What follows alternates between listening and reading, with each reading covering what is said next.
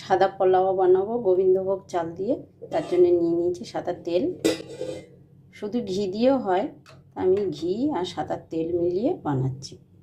দিয়ে দেবো গোটা গরম মশলা, একটু ভেঙে দিয়েছি।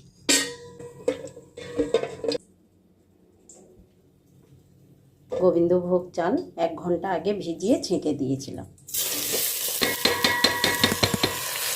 তেলের জিনিস তো ভালোভাবে নাড়তে হবে ধরে।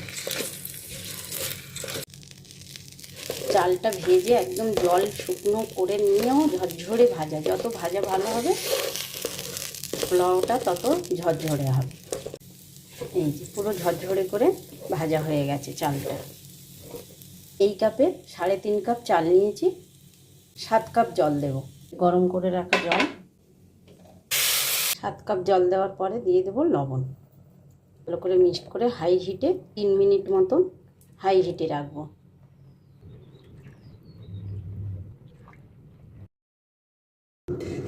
তিন মিনিট হাই হিটে রাখার পরে গ্যাসটা এবারে কমিয়ে দেব।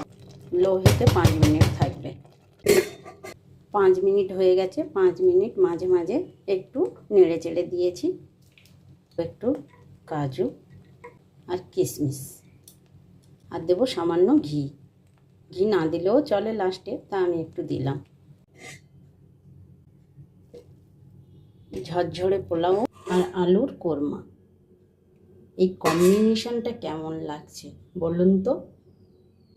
মাংস, মাছ, ডিম সবাইকে হার মানিয়ে দেবে।